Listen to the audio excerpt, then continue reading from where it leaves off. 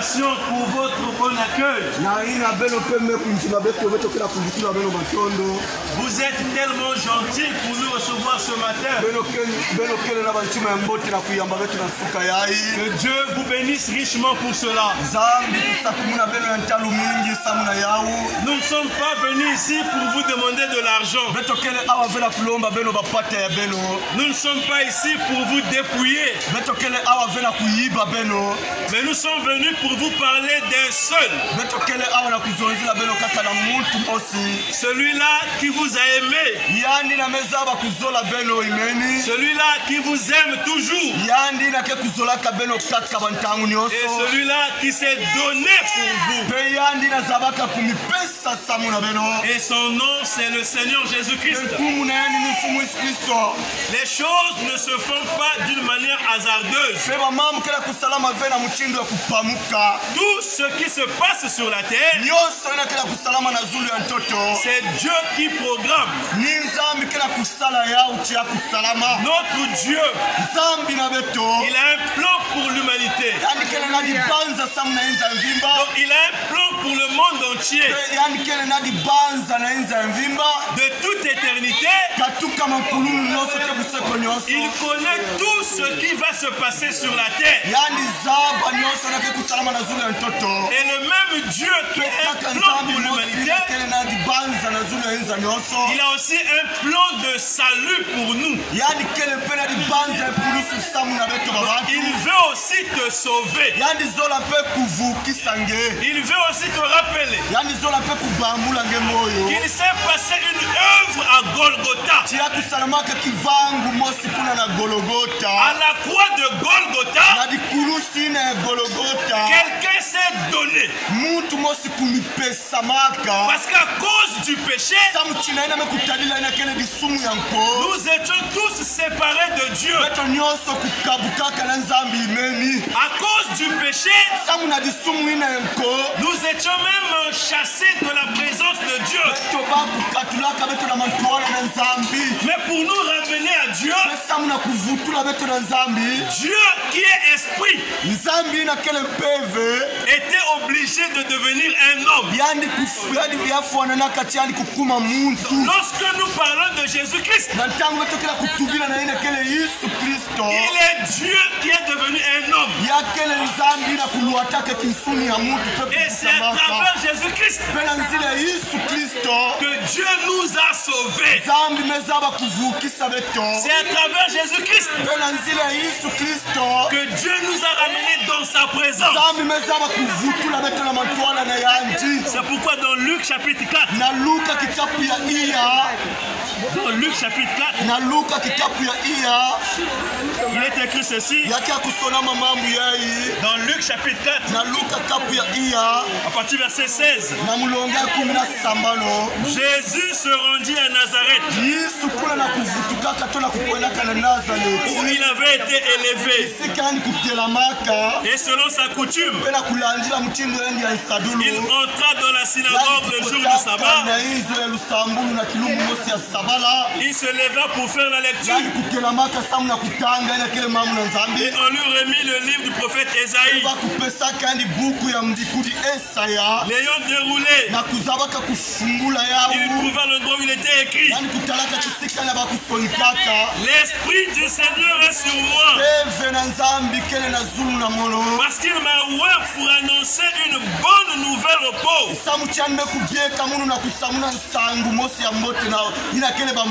Il m'a envoyé pour guérir ceux qui ont le corps brisé, pour proclamer aux captifs la délivrance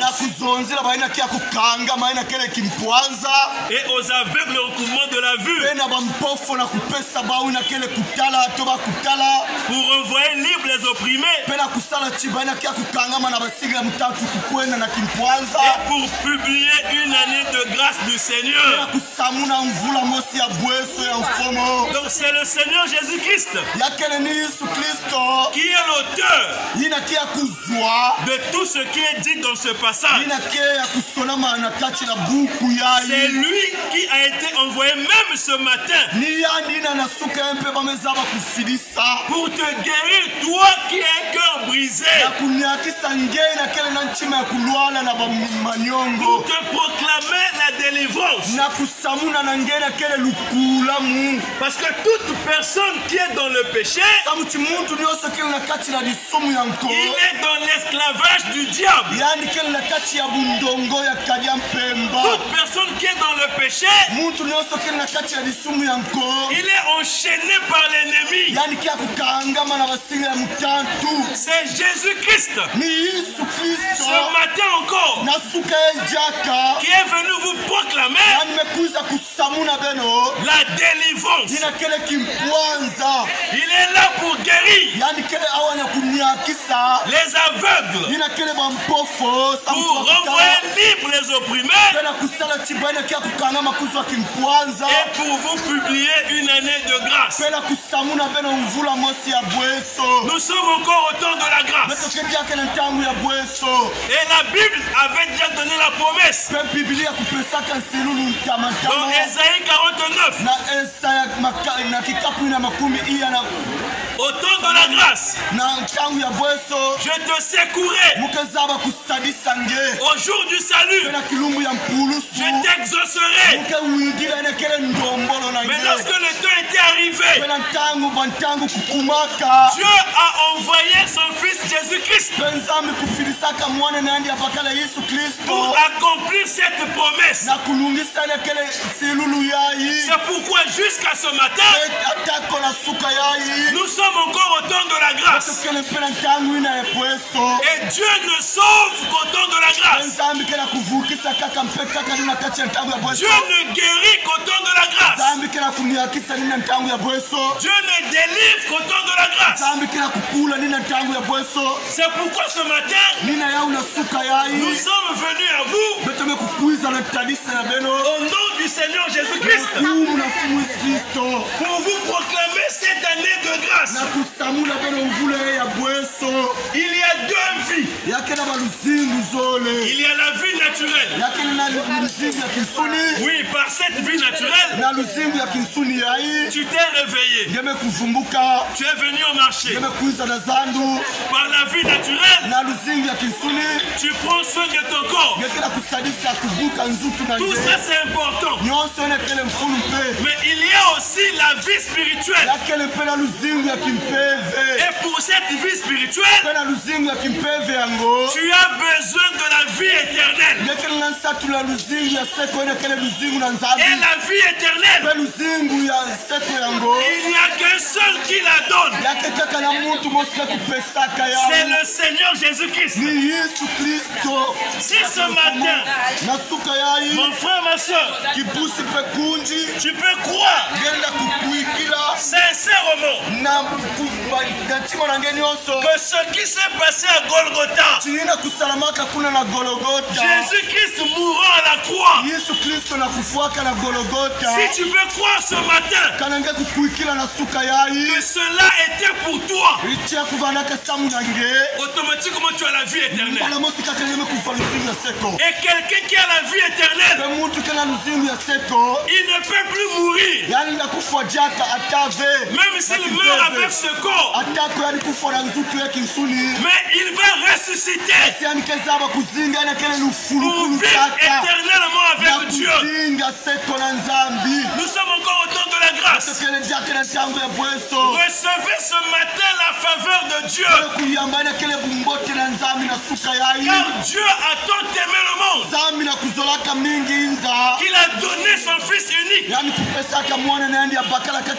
afin que quiconque croit en son Fils là ait la vie éternelle. Dans 1 Jean chapitre 5, verset 9, il est écrit ceci: si nous recevons le témoignage des hommes, le témoignage de Dieu est plus grand.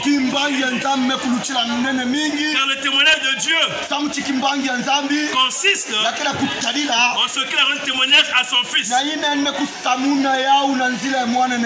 Celui qui croit au Fils de Dieu a ce témoignage en lui-même. Celui qui ne croit pas Dieu le fait menteur, puisqu'il ne croit pas au témoignage que Dieu a rendu à son Fils. Et voici ce témoignage. Je vous prie d'ouvrir vos oreilles pour écouter le témoignage de Dieu. Et voici ce témoignage. C'est que Dieu nous a donné la vie éternelle. Et que cette vie est dans son Fils. Celui qui a le Fils a la vie. Celui qui n'a pas le Fils de Dieu n'a pas la vie. Je vous ai écrit ces choses afin que vous sachiez que vous avez la vie éternelle. Vous qui croyez au nom du Fils de Dieu. Ce matin, mon frère, ce matin, ma soeur, nous vous parlons du Fils de Dieu. Le Fils de Dieu qui est le Seigneur Jésus-Christ. Lui qui a accepté de prendre ton péché. Le châtiment qui nous donne la paix est tombé sur lui. Et toutes nos solutions se trouvent dans les mains de Jésus-Christ. Mon frère, ma soeur, le lendemain ne nous appartient pas. Rien ne prouve qu'après le marché ici, tu seras toujours en vie. De la même manière que tu ne connaissais pas le jour de ta naissance, tu ne connais pas non plus le jour de ta mort. Et la personne la plus malheureuse, c'est celle qui meurt sans avoir donné sa vie à Dieu.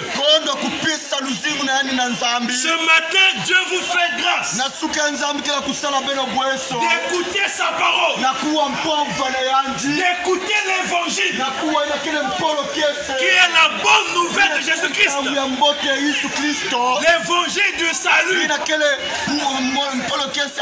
C'est parce que Dieu vous aime, c'est parce que Dieu veut vous aider, c'est parce que Dieu veut vous sauver. Et quand il veut le faire, il doit d'abord envoyer sa parole. Et l'évangile de ce matin, c'est la bonne nouvelle. Saisis cette opportunité, parce que le lendemain ne t'appartient pas. La Bible dit ceci, que tous les jours de notre vie sont comptés. Tel que toi et moi nous sommes ici, Dieu connaît le commencement de ta vie. Il connaît aussi la fin de ta vie. Lorsque le dernier jour de ta vie sera là, que tu sois malade ou pas, tu partiras. Mais ce matin, il te donne la faveur d'écouter sa parole. Mon frère, ma soeur, le monde que toi tu vois là, c'est un monde qui va passer. Dans la parole de Dieu, il est même dit que cette terre sur laquelle tu marches, elle est réservée pour le feu. Cette terre est réservée pour le feu. Au temps de Noé, Dieu avait détruit par l'eau Au temps de Sodome, Dieu avait détruit par le feu. Et cette terre-ci est réservée pour le feu. Mais comme Dieu est bon, il ne veut pas te brûler. C'est pourquoi il veut t'épargner. Et le seul moyen de t'épargner, c'est que tu crois au Seigneur Jésus-Christ. Lui qui est le salut de Dieu pour nous. Alors saisis cette journée. Parce que ceci est une journée que Dieu a faite pour toi. C'est une occasion à saisir. Parce que le lendemain ne t'appartient pas. Tous les signes sont devant nous. Aujourd'hui les femmes et les femmes se marient. Aujourd'hui les hommes et les hommes se marient. Aujourd'hui les femmes et les animaux se marient. Ce sont des signes de la fin. La colère de Dieu est suspendue sur la terre. Bientôt Dieu va frapper. Ceci est un avertissement. Est-ce que vous ne voyez pas les PD dans vos quartiers? Vous ne voyez pas les hommes qui se marient entre eux? Vous ne voyez pas les femmes se marier entre eux? C'est ce qui s'est passé au temps de Noé, au temps de Lot. Et Jésus avait dit dans Matthieu 24, ce qui arriva du temps de Noé arrivera aussi dans notre temps. Ce qui arriva du temps de Lot arrivera aussi dans notre temps. Et ce sont des choses que toi et moi nous voyons. C'est Dieu qui nous avertit. Le seul refuge, c'est seulement Jésus-Christ. Ce matin, mon frère, ma soeur, celui-là qui t'a aimé le premier, le Dieu qui t'a créé, il veut que tu sois épargné. La vie éternelle ne se trouve qu'en Jésus-Christ. En lui, il y a la vie. Si toi tu crois en lui, cette vie sera déversée en toi.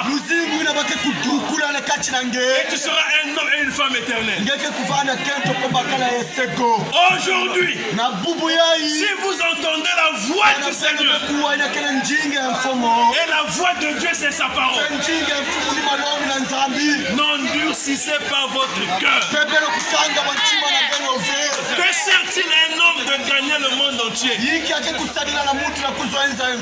peux avoir tous les immeubles du monde.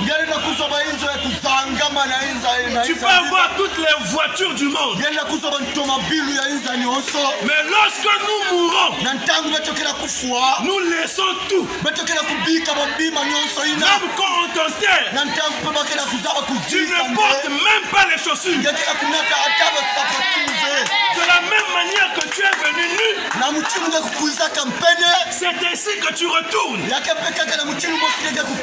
veut dire quoi? Ça veut dire que la vie sur la terre, c'est une vie éphémère. Ne comptez pas sur la terre. Elle va vous décevoir. Mais comptez sur Dieu qui a pour vous un projet de salut. Dieu veut te sauver. Il veut te délivrer de la vie du péché. Parce que tel que tu es là, vivant dans le péché, tu es un esclave. Un esclave n'est pas libre. Les enfants d'Israël en Égypte Égypte. Ils étaient des esclaves dans les travaux forcés de Pharaon. Mais lorsque Dieu avait décidé de les délivrer, il avait envoyé Moïse. Il les fit sortir. Ils étaient libres. Et des hommes comme Josué et Caleb, ils sont arrivés jusqu'au pays promis. C'est le même Dieu d'Israël. C'est le même Dieu de Moïse que nous te prêchons ce matin. Parce que le véritable Dieu, c'est le Dieu d'Israël. Et le Dieu d'Israël, en Jésus-Christ, est devenu notre Dieu. Si ce matin tu peux le recevoir, tu vivras la gloire de Dieu. Il va te délier de tous les liens diaboliques. Il va te délivrer là où l'ennemi t'a placé. Ceci est le jour de ta délivrance. Si tu crois de tout ton cœur, tu verras la gloire de Dieu. C'est pourquoi mon frère, ce que nous vous disons ce matin est filmé au ciel. Ce que nous vous disons est filmé au ciel. Que Dieu ouvre ton cœur afin que tu réalises c'est par amour que Dieu te parle encore ce matin. Saisis cette opportunité. Donne ta vie au Seigneur. Et la vie éternelle sera ton partage. Mais si tu ne crois pas, tu vas le regretter. Nous avons fait notre part. Notre part, c'est vous parler. Et prier que Dieu vous fasse grâce. Marc 16 dit ceci. Celui qui croira, c'est celui-là qui sera sauvé. Mais celui qui ne croira pas, il sera condamné. Et Dieu va accomplir les deux. Quand tu crois, il te sauve. Quand tu ne crois pas, il te condamne. Et ça sera difficile pour ceux qui seront condamnés. Ce matin, mon frère, ma soeur, c'est un message d'amour. Nous voulons vous rappeler, il y a un qui vous aime plus que toute votre famille. C'est le Seigneur Jésus-Christ. Ce matin, il t'appelle. Il ouvre les bras d'amour. Il veut te recevoir. Il veut t'aider. Il veut te faire sortir de la boue du péché. Il veut te nettoyer et te rendre utile pour son royaume. Toi qui n'as pas encore donné ta vie au Seigneur, saisis cette opportunité, mon frère. Saisis-la, ma soeur. Et Dieu te bénira. Lorsque Dieu sauve quelqu'un, il prend aussi soin de son commerce. Il prend soin de ses activités. Il bénit même sa famille. Donne ta vie au Seigneur. Et Dieu te bénira. Que Dieu vous bénisse. Que Dieu bénisse vos activités. Que Dieu bénisse vos maisons. Que Dieu guérisse ceux qui sont malades. Que Dieu délivre ceux qui sont liés. Et que la paix de Dieu entre dans vos cœurs. Nous vous souhaitons une bonne journée. Merci pour votre accueil. Et que Dieu bénisse richement. Merci beaucoup.